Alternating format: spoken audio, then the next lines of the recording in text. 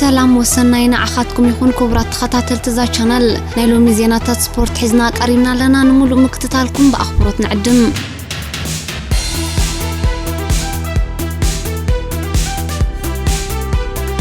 ليونيل ميسي بقيح كارد كاميدا تباريرو برشلونة وانج السوبر كاب اسبانيا تمنت إلام بسنبت مشتا بستخايدة مزازم قطن وانجا سوبر كاب اسبانيا برشلونة سلسته بخلته بأتلتيكو بيلباو تسعيرة وانجا أبستمنت ألتلو حلقة غانتا تاكلب ليونيل ميسي بقيح كارد كاميدا تباريروم اتاك ايح كارد ميسي برشلونة فالميتو امنا يكعس اقرمو يقدما سالسيت كوينة تمزقبالام السلطاني بارسا رونالد كومانغنا ميسي سفوت اوموغيغا نبرد أمبرك ايح كارد زوه باينبران سلزن منتا يبقيح كارد تسبقو كرد اني ايك علنزل كبل نميسي بمكل خال نوسان دانيا بترتقامو اسمع لهم كومانا سعبو او كمز امسل ناي وانجا قطم امو خانه عيني بارسا زخونه ميسي ناي فلماك احكار دمهاب نمقنا انتم اتلتيكو بيلباون خطعوت عدل ذهب اقاطامي كبل دما وقسو سنزيرو يخون برنتي 9 دقائق تزانيا كتصاوت زمسيت غانتا رونالد كومان بلوغرانا نايز وقت زناي موداتا قطم تسعيران وانجا سوبر كاب اسبانيا ان رايتاك تسنابتا تجديدالام كوخوبات قاي ميسي ابتوسخ غزي مالت امبل 120 دقائق بقيح كارد كاميرا تسقيقو موصو دما درب سعرت كوينو تمزقيبلهم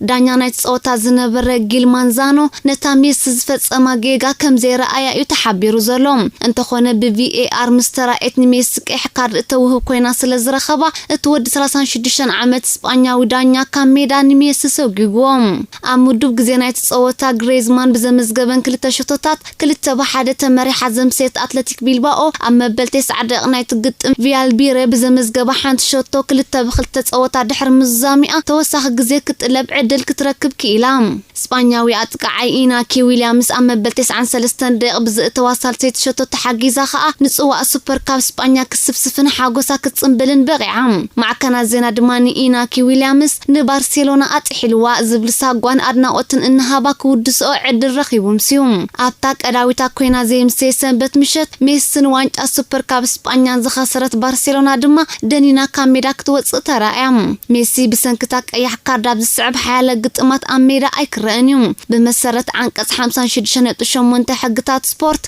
امزازم وانج السوبر كاب بقيح كارد كاميدا زوص تصواتاي كسباب زقصلنا وشت صوتات زخي ترر زبله سعبين زلو سلازخونه اتاك اي كارد ابلع لتني علمنا كخوبات قاعد صلو اقليل كم زي تخوني زحبر زحلف عمت تمساسل ناي مزازم صوتا وانج السوبر كاب اسبانيا جيغا فصيمو كاميدا بقيح كارد تسوغو ود 22 عمت يوراغاويا كفافال كلب ريال مادريد فيدي فالفيردون بسنك تستوهب بقيح كارد كاو حاله قطمات كقد كم استجدد يزغلص بز مسرت ميسي ابتي برشلونه ابسوم نزت كايرو قطم كوبا ديل ري انصار كلب كورنيلا كومون بارسا انت انا بزقصل حليفاون ميسي ابكال قطم وددر كوبا ديل ري ناي مسلاف عدل ايكهلونيوم اب تاريخ وانجا سوبر كاب اسبانيا برشلونة 13 واناجو اب كبحك سقلن كلا ريال مدريد 11 واناجو سوبر كاب اسبانيا عتيرات سعبالام بزي كازي اتلتيك بيلباو بوغنا اب تاريخ كوبا ديل ري نتا 30 واناجو عتيرات زلا برشلونة تختيلا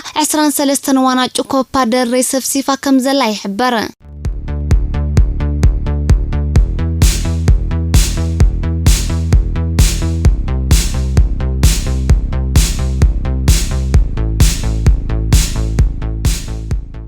يرجن كلوب بتاكتيك مانشستر يونايتد أماريروم زحلف سنبت مشت أمونغو مراحت بريمير ليج زخونا مانشستر يونايتد ليفربول استخايدة قطم أملا علم بمليونات زغصرو أفكارت سبورت بأنكروس تخطات الوطس أو تاينيروم ليفربول استمنزع مريحنا تاكت ملس مانشستر يونايتد دما نتي أبلع لليفربول زنس فوتونا سلسنة بقاق بمرحب مريحنا تاكت الدلدل سلزنبرا اتزكايدو قطم حيال نحن هلخن زمول أكخوني بأقاتا قميتونيروم من البات قطم اميدا ليفربول زكايد بمنبارو ليفربول زحاشنا معوات عدل كم زهلواون بزحات وغنات تقميتو نيروم قدامي ابرنايت صوتان بار دارغا ملؤ بملؤ بليفربول زقلس نيرو كبحالي كال كون وصيت ناي زدما تصاوت ليفربول كعسو كوكيبم نا كباب لدات مانشستر يونايتد بتدغاغام خصقعو ترايم وحدات زي كونا فتنتاتونا كايدوم دحر عرفتون انت خونا اب صوت عابلت كوينوم زقصلو ريدس يم نيروم زياده بمجد لوك شاون فيكتور ليندولفن ابيلوم نمطقع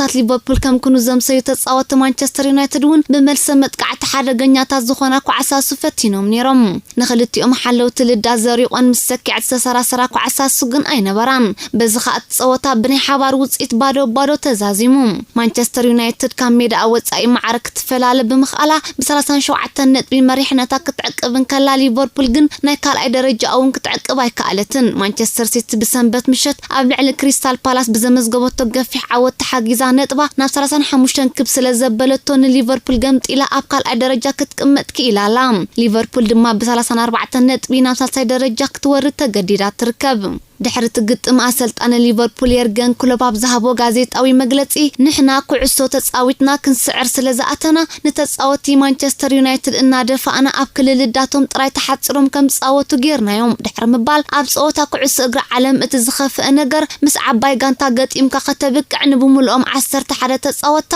ኣብ መስመር ምክልኻል ኣገዲማ ክትከላኸለካን ብመልሰ መጥቃዕቲ ጥራይ ክትጻወተካን እንከላዩ ክብል ብስልቲ ኣጻውታ ማንቸስተር ዩናይትድ ከም ዝጓሃየ ገሊጹ ንቫን ዳይክ ጎሜዝን ማቲፕን ብምኽንያት መጉዳእቲ ከተሰልፎም ዘይትኽእል ዘላ ሊቨርፑል ኣብ ውሽጢ 15 ዓመታት ሕጂ ንፈለማ ግዜ ኣብ 3 ተኸታተልቲ ግጥማት ሸቶ ዝሕረማ ዘሎም እዚ ኸኣ ንጀርመናዊ ኣሰልጣኒ ክሎፕ ከቢድ ጸቕጢ ፈጢሩ ልምህላው ይሕበር ኣሎ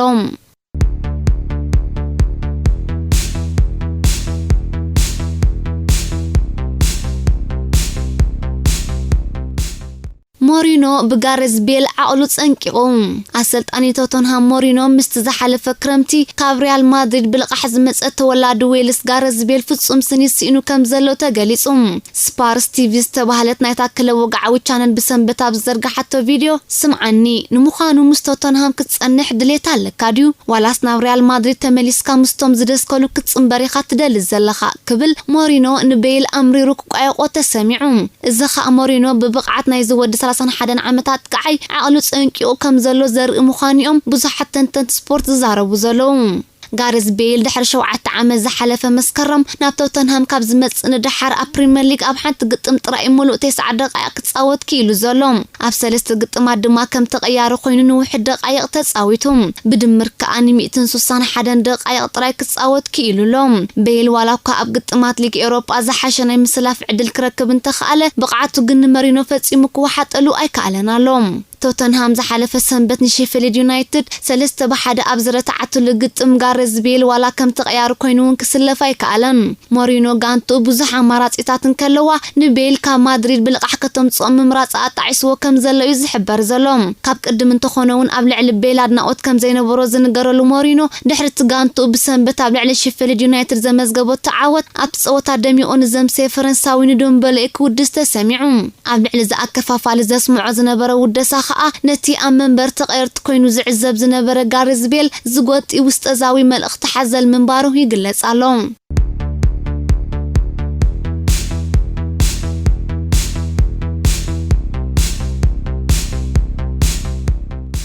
ጆን ስቶንስ በፔፕ ጓርዲዮላ ተንተንቲ ስፖርትን ተሞጊሱ ካብ 2016 ጀሚሩ ኣሰልጣኒ ክለብ ማንቸስተር ሲቲ ዘሎ ፔፕ ጓርዲዮላ ንናይ ማእከል ተኸላኻሊ ስቶንስ ዝበለጸ እንግሊዛዊ ተኸላኻላይ ናይ ዝግዜ ክብል እኩብ ሞጎሳ ከም ዝለገሰሉ ተሓቢሩ እዚ ሎሚ ሶኒ 50 ዓመቱ መሊኡ ዘሎ ኣሰልጣኒ ኣብ ልዕሊ ዝተጻወታይ ከም ዝኣመሰለ ኣድናቆት ዝህብ ዘሎ ክለቡ ብሰንበት ምሸት ኣብ ልዕሊ ክሪስታል ፓላስ 4-0 ተዓዊታ ድሕሪ ምውጻእ ኮይኑ ኣብ ትግጥም ጆን ስቶንስ 2 ብሉጽ ኣሸቶታት ብምዝጋቡ ንጓርዲዮላ ፍናኑ ሓፍ ከብል ገይርዎ እዩ ነፍስ ወከፍ ተጻዋታይ ምትብባዕ ይደልዩ እዚ ኩሉ ኣድናቆትን መጎስን ግና ንስቶንስ ዝግባእ ድማ ይብል ሓጎሱ መግለጽ ዝሰኣነሉ ስጳኛዊ ጓርዲዮላ እቲ ኣሰልጣኒ ኣስዒቡ ብኩሉ ነገራቱ ብጽቡቕ ዝግስግስ ዘሎን ኣነ ዝሕጎሰሉን ሓደ ተጻዋታይ ኣለኒ ንሱ ድማ ጆን ስቶንስ እዩ ናይ ባሓቂ ድማ እቲ ዝበለጸ ናዕዳ ዝግብኦ እዩ ነዚ ኩሉ ኩነታት ብውልቂኡ በፂሕዎ ናብ ረብሑ ኣውዒልዎን ዝግብኦ ስለ ዝኾነ ድማ እዩ ዝጻወት ዘሎሞ ኣነ ብኡ ኣዝየ ሕጉስን ድሱትን ደድሕሪኡ ድማ ሩበን ዲያስ ክብል ድማ ኩምራ ናዕዳ ናድነቆትን ኣብ ልዕሊ ስቶንስ ኣዝኒቡ ኣብ 2016 ب47.5 ሚልዮን ፓውንድ ናብ ማንቸስተር ሲቲ ዝተጸንበረ ወዲ 26 ዓመት እንግሊዛዊ ስቶንስ ትማል ምሸት ብዘመዝገበ ናይ ዝወቕቲ ክልተ ናይ ፕሪምየር ሊግ ሸቶታቱ ንሲቲ ኣብ ሰደቓ ፕሪምየር ሊግ ነታ መቐናቕንታ ዝኾነት ማንቸስተር ዩናይትድ ተኸቲላ ናብ ካልኣይ ደረጃ ክትሓኩር ኣኽኢልዋ ይርከብ። ናይ ቅድም ተኸላኻሊ ኤቨርተን ዝነበረ ስቶንስ ብተወሳኺ ኣብ ዝሓለፈ ወቕቲ ናይ ስፖርት ምስ ጓርዲዮላ ጽቡቕ ናይ ጸወታ ግዜ ከም ዘሕለፈ እዩ ዝንገር። ምስ ስቶንስ ጽቡቕ ተዋሃሂዱ ዘሎ ጓርዲዮላ እውን ኣብ መስመር ምክፋል ምቅያራት ክገብር ምስ ዝደሊ ኣብ ክንዲ ስቶንስ ኣብ ሓደጋ ዘእትዎ ንብራዚላዊ ኣከፋፋሊ ፈርናንዲኒዮ ኣብ ጎድኒ ላፖርተ ንኽጻወት ኣብ መስመር ምክልኻል ከም ዝቕይሮ እዩ ዝንገረሉ። ብዘይካዚ ስቶንስ ምስቲ ኣብ ዝሓለፈ መስከረም ካብ ቤኔፊካ ብስቶን 4 ሚልዮን ፓውንድ ናብ ማንቸስተር ዩናይትድ ዝተሰጋገረ ፖርቱጋላዊ ተኸላኻላይ ሩበን ዲያዝ ጽቡቕ ተዋሂዱ ስለ ዘሎ ኸኣ ህርመት ልቢ ጓርዲዮላ ብጽቡቕ ይሰራሰርና ዋንጫ ፕሪምየር ሊግ ገጹ ክግስግስ ይገብሮ ምህላውን እዩ ዝሕበር።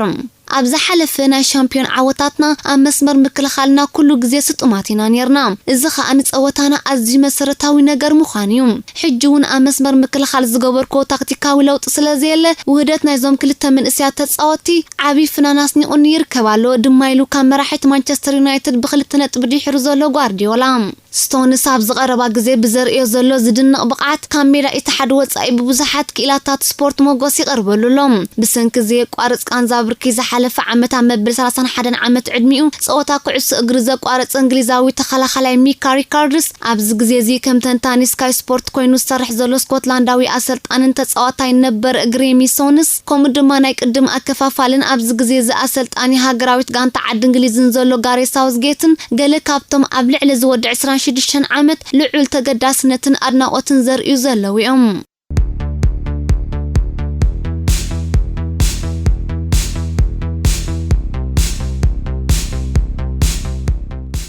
ሮናልዶ ልዕሊ ሜሲ ዝሕረ ባህርያት ዝወነነ ተጻዋታዩ ተባሂሉ።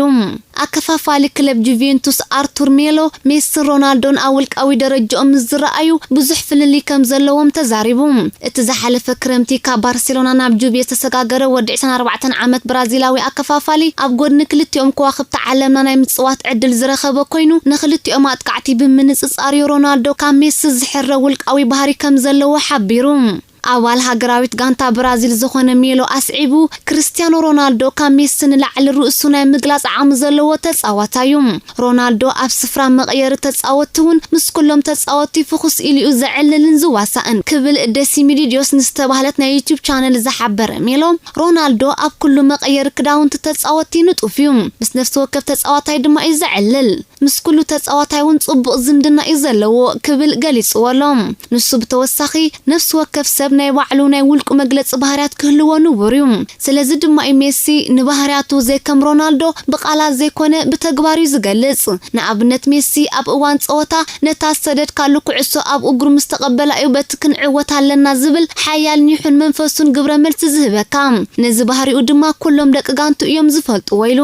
ኣብ 2018 ብ31 ሚልዮን ዩሮ ምስ ባርሴሎና ዝተጸንበረ ብራዚላዊ ኣርቱር ካብ ክልቲኦም ንመኖም መመረጽካ ዝብል ሕቶ ምስ ቀረበሉ ምስ ክልቲኦም ከዋኽብቲ ኮይነ ክጻወት ምብቃዕ ሕልመይ ጋህዲ ከም ዝኾነ ገይረ ዝርድኦም። እቲ ምንታይ ናይ ባሓቂ ወሓለታትን እጹብ ድንቂ ብቕዓት ዝውንኑን ተጻወቲ ስለ ዝኾኑ ብባህሪኦም ንመን መመረጽካ ንዝብል ሕቶ ንምምላስ ግና ኣነ ንሮናልዶ እዩ ዝመርጽ። ሓቢርና ድማ ኢና ጽቡቕ ናይ ጸወታ ግዜ ንሕልፍ ዘለና ክብል ብዘይ ምጥርጣር መሊሱ። ንሱ ኣስዒቡ ኣነ ምስ ሮናልዶ ክሳብ ንገዝኡ ከይደቡ ንሰትየሉ ምቅራብ ይብለይን እንተኾነ ጽቡቕ ዝምድና እዩ ዘለና። ሮናልዶ ሓደ ካብ ደቂ ጋንትኡ ሓገዝ ምዝደሊ ንኽሕግዝ ብዘይተጉላባነት ድሕሪ ዘይጥምት ተጻዋታዩ።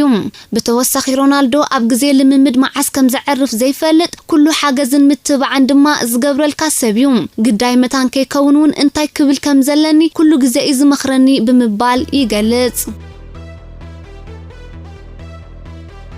ተወሰኽቲ ዜናታት ጀርመናዊ ኣጥቃዓይ ኦዚል ካብ ኣርሰናል ወፂኡ ምስ ቱርካዊት ክለብ ፈነርባች ከም እተጸንበረ ተሓቢሩ። ምስ ስድራቤቱ ኣብ ከተማ ኢስታንቡል ምስ ኣተወ ባንዴራታ ክለብ ዝገተረ ኦዚል ምስ ቴሌቪዥን ኢስታንቡል ኣብ ዝገበሮ ቃለ መሕትት ኣነ ናይ ባሓቂ ተሓጒሰ ኣለኹ፣ ዕሉል ደጋፊ ክለብ ፈነርባች ብምዃነይ ድማ ጽቡቕ ናይ ጸወታ ግዜ ክሕልፍ ምንዮተይ ክብል ገሊጹ። ሰሙናዊ 350,000 ፓውንድ እናተኸፈለ ምስ ክለብ ኣርሰናል ዝጸንሐ ወዲ 32 ዓመት ኦዚል ብሰንኪ ብቕዓቱ ንዝሓ ዝሓለፈ 10 ኣዋርሕ ኣብ ሜዳ ከም ዘይተሰለፈ እዩ ዝንገር ብሰንኪ ዝኻይ ጉዳዩ ክሳዕሎም ይማዓልቦ ከይረኸበ ድሕሪ ምስናሕ ብዝተገብረ ምርድዳእ ምስታ ቱርካዊት ክለብ ን7 ዓመትን መንፈቕ ንኽጻወት ክታሙ ከም ዘንበረ ተሓቢሩ ዘሎ ውዕሉ ዝመጽእ 30 ሰነ ስለ ዘብቅዕ ብኣጉኡ ከተሰናብቶ ተሸጊራ ጽንሐት ኣርሰናል ድማ እትብኸፉ ኣማይታ ሸሓት ፓውንድ እና መልጠጠ መንዳዓት ኮይንዋ ጽንሐ ኣጥቃዓይ ኣብ መወዳእታ ስካብ ሕቑፍ ኣብ ምስንባቱ ንዓ ዓብሩፍታ ከም ዝኾነን ካብ 7 ሚልዮን ፓውንድ ዕዳ ከም እተገላገለትን ድማ ተሓቢሩ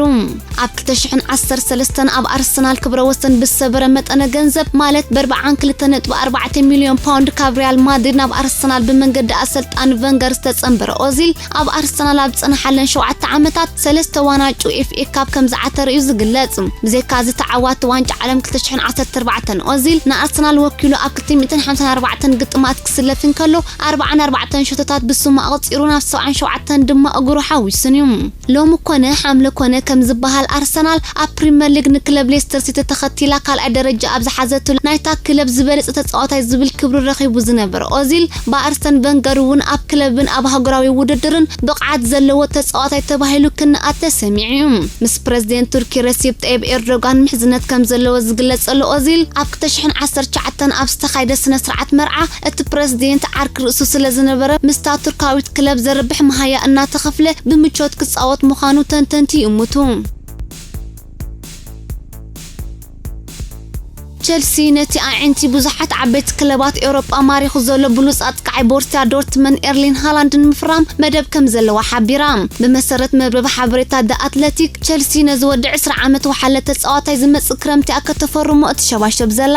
ኣብ 11 ግጥማት ቡንደስሊጋ 11 ሸቶታት ከመዝግብ ክኢሉ ዘሎ ሃላንድ ብሪያል ማድሪድ ማንቸስተር ዩናይትድን ማንቸስተር ሲቲን ዝርከበን ሓያለ ክለባት ኤውሮጳ ይህደን ከም ዘሎ እዩ ዝንገረሉ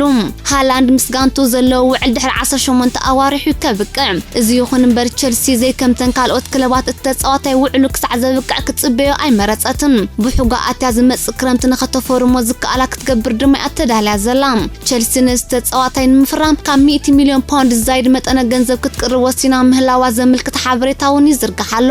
ዶርትመንድ መልቀቕ ዋጋ ሃላንድ 66.6 ሚልዮን ፓውንድ ምዃኑ እኳ ክትሕብር ተጸንሐት ሕጂ ግን ነቲ ዋጋ ከተንህሮ ከም እትኽእል እዩ ዝግለጽ ዘሎ ናይ ቅድም ኣጥቃዓይ ኣርሰናል ዝነበረ እንግሊዛዊ ቲዮ ወልኮት ኣርሰናል ድሕሪ ስንብት ኣርሰን ቨንገር ዝያዳ ተማሓሻ ከም ዘላ ተዛሪቡ ኣብ ግዜ ቨንገር ተጻወቲ ኣርሰናል ንዋንጫ ዘይኮኑ 4ይ ደረጃ ንመሓዝዮም ዝጻወቱ ነይሮም 4ይ ደረጃ መሓዞም ከኣይሕጉሶም ነይሩ ዝበለ ወልኮት ሕጂ ግን እታ ጋንታ ጽዋእ ናይ ምዕዋት መንፈሳ ማዕቢላ ከም ዘላ ኣረድዩ እዚ ወዲ 16 ዓመትን ከሎ ምስ ኣርሰናል ዝተጸንበረን ን12 ዓመታት ማልያ ወዲዩ ዝተጻወተን እንግሊዛዊ ኣጥቃዓይ ኣብ ዓመተ ስፖርት 2015-16 ኣርሰናል ንሌስተር ሲቲ ረቲዓ ጽዋእ ፕሪምየር ሊግ ከተልዕል ብዘይ ምኽኣላ ክሳዕ ሎሚ ይሕዝኖ ከም ዘለውን ተዛሪቡ ወልኮት ኣብ ዝእዋን ሳውዝሃምፕተን እዩ ዝጻወት ዘሎ ዌስት ሃም ንኣጥቃዓይ ሴቪያ ዮሱፍ ኤንሲሪ ንምፍራም 27 ሚልዮን ፓውንድ ከም ዝቐረበ ተሓቢሩ እታ ጋንታ ንኣጥቃዓይ ሰባስቲያን ሃለር ናብ ኣያክስ ትሕርምሻ ጠያ ከም መተካእቱ ነዝወዲ 23 ዓመት ሞሮካዊ ከተፈርሞ ወሲና ዘላ ዋላ እኳ ሴቪያ ነቲ ቀሪቡላ ዘሎ መጠነ ገንዘብ ውሒዱን እንተበለት ዌስት ሃም ግን ኣብ ዝወርሒ እዚ ኣብቲ እትደልዮ ስምምዕ ከም እትበጽሕ ርግጸኛ ምዃና ሓቢራላ ቅድሚ ሓደ ዓመት ብ18 ሚልዮን ፓውንድ ምስ ሴቪያ ዝተጸንበረ ኤንሲሪ ኣብ 11 ጸወታታት 18 ሸቶታት ከመዝግብ ዝኽኣለ ብሉጽ ተጻዋታዩ ኣብ ካልኣይ ዲቪዥን እትጻወት ክለብ ቦርንማውዝ ናይ ቅድም ኣከፋፋሊ ኣርሰናል ንዝነበረ እንግሊዛዊ ጃክ ዊልሸር ፈሪማቶም እዛ ክለብ ነዝወዲ 29 ዓመታት ከፋፋሊ ከተፈርሞ ዝወሰነት ኣብ ፈለማ ናይ ዝወቕቲ ጸወታ ካብ ዌስት ሃም ስቴፋኖ ቦለንቱ ምስ ኣተጸንቢሩ ልምምድ ከካይድ ድሕሪ ምጽንሕዩ ቦርንማውዝ ካብታ መራሒ ሻምፒዮንሺፕ ዘላ ኖርዊች ብ8 ነጥቢ ድሕሪ ኣብ ሳልሳይ ደረጃ ተቐሚጣ ትርከብ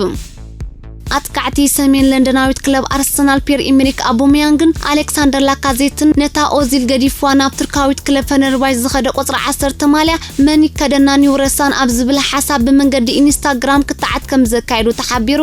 ቁጽሪ 14 ማልያ ዝለብስ ኣቦሜያንግ ቁጽሪ 9 ማልያ ዝለብስ ላካዜትን ነታ ኦዚል ንክልተ ዓመት ዝለበሳ ቁጽሪ 10 ማልያ ክልቲኦም ክመልሶም ዝማጎቱ ዘለዉ ቅድሚ ኦዚል ቁጽሪ 10 ማልያ ኣብ ክለብ ኣርሰናል ብጃክ ዊልሸር ሮቢን ቫን ፐርሲ ዊሊያም ጋላስን ዴኒስ ቤካምን ከም እተለብሰትዩ ዝግለጽ እምበኣርከስ ክቡራት ተኸታተልትና ንሎሚ ዘዳለናዮ ትሕዝቶ ዜናታት ስፖርት ኣብ ዝፈጺምና ኣለና ንስለምክትታልኩም ተሳትፎኹምን ምትባዕኩምን ኣዝየ መስግን ሰላም